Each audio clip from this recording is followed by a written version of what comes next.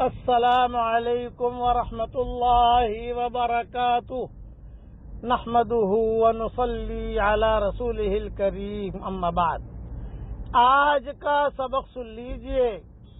آج کے سبق کی سرخی ہے نیک لوگوں سے دوستی کیجئے، پارٹ نمبر 94، سلسلہ وار قصہ حضرت عبداللہ ابن مبارک رحمۃ اللہ علیہ کا۔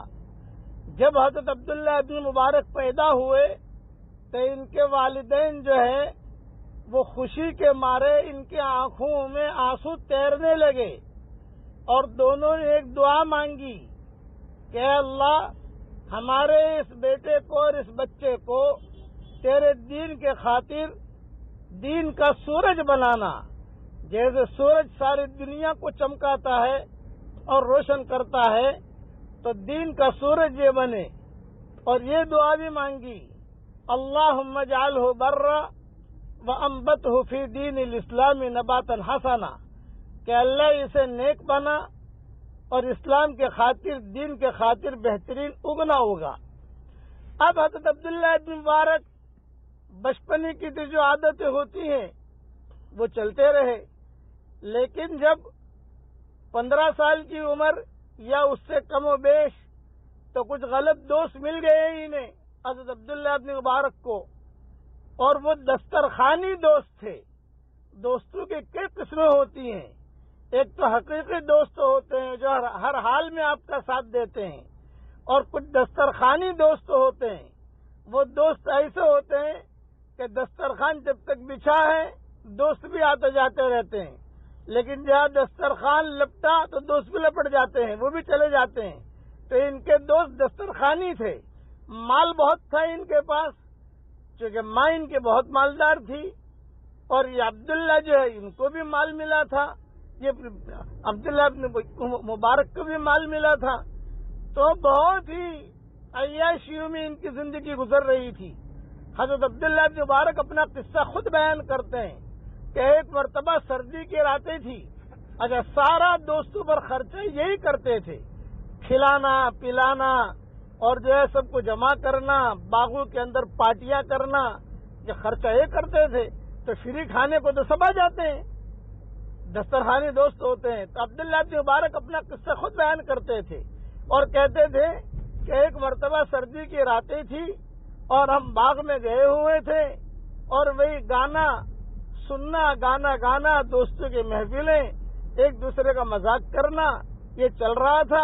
اچانک جو ہے میری طبیعت میں بھاری پن لگا مجھے، یہ عبداللہ ابن مبارک کہتے تھے، تفصیل میری کتاب میں دیکھ لینا بکھرے موتی میں سو گیا۔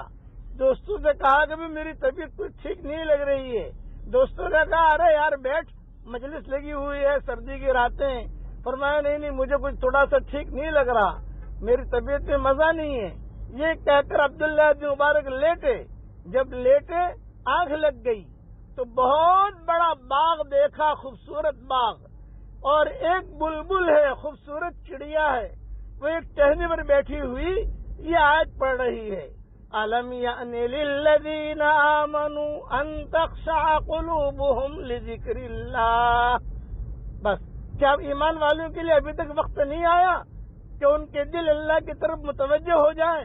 عبداللہ ابن مبارک نے اتنی خوبصورت آواز سنی، اچانک جو ہے یہ ایک دم سے اٹھے اور اللہ تعالیٰ سے کہا کہ اللہ وقت آ گیا، اے اللہ وقت آ گیا۔ اللہ کی رحمت نے ان کا ہاتھ پکڑ لیا، بس وہ وقت تھا ان کا۔ اور بھی کئی علماء مورخین نے کئی باتیں لکھی ہیں، میں نے میری کتاب میں جو لکھا ہے وہ بیان کر رہا ہوں میں، اس لیے بہت روئے عبداللہ ابن مبارک۔ دوستوں نے کہا بھی کیا ہوا، تم کچھ جو ہے زیادہ ہی جذبات میں آ گئے ہو، کیا ہوا؟ انہوں نے کہا نہیں بس وقت آ گیا ہے، بس وقت آ گیا ہے۔ انہوں نے توبہ کی اور جتنی بھی چیزیں تھی گانے کی، جتنی وہ ساری کے ساری جو ہے انہوں نے توڑوا دی، اور توڑوا کر جن سے تعلقات تھے، کچھ تعلقات تھے غلط لوگوں سے بھی تعلقات تھے، سب کو جو کچھ بھی ایگریمنٹ تھا، جو ایگریمنٹ کیا، جو کچھ دینا دلانا تھا، توڑ تاڑ کر اپنی زندگی گزارنی شروع کی۔ جب شروع کی تو ماں باپ جو ہے یہ بہت خوش ہوئے۔ ماں باپ نے کہا کہ ہماری خواہش پوری ہوئی کہ تو دینداری پر آ گیا. یہ عبداللہ ابن مبارک کا رخ مڑا تو ایسا مڑا کہ ان کے شاگرد کون بنے؟ امام بخاری ان کے شاگرد بنے، احمد ابن حنبل ان کے شاگرد بنے عبداللہ ابن مبارک کے، اور استاذ کون؟ امام ابو حنیفہ اور سفیان ثوری، اور کچھ وقت امام مالک کے پاس بھی رہے. اس طریقے سے یہ کام کرتے رہے. اب اللہ تعالیٰ نے ان کو دین کی طرح، یعنی سورج، ماں باپ نے دعا مانگی تھی ان کے ولادت پر کہ جیسے تیرا سورج چمکتا ہے دنیا کو چمکاتا ہے، ویسے اس میرے بیٹے کو تیرے دین کے لیے چمکانا، اور یہ دعا قبول ہوئی. بقیہ تفصیل کل انشاءاللہ پوری کروں گا. اب پڑھ لیجئے میرے ساتھ. رب اغفر وارحم وانت خیر الراحمین. ربنا لا تزغ قلوبنا بعد اذ هديتنا وهب لنا من لدنك رحمة انك انت الوهاب. اللہ تعالیٰ یہ دعا ہم سب کے لیے قبول فرمائے. سن 118 ہجری میں یہ پیدا ہوئے اور سن 181 ہجری میں ان کا انتقال ہوا. 63 سال کی ان کی عمر ہوئی. ایک پوائنٹ یاد رکھنا، 118 ہجری میں 2 1 ہے اور 1 8 ہے. اسی طریقے پر 181 ہجری میں بھی 2 1 ہے اور 1 8 ہے. اس کا مستقل ایک مضمون ہے جو کبھی آپ کو سمجھا دیں گے انشاءاللہ. 63 سال کی عمر میں ان کا انتقال ہوا. اللہ ان پر خوب مغفرت کرے اور اللہ ان کی قبر کو نور سے منور فرمائے. بقیہ تفصیل کل انشاءاللہ سن لینا.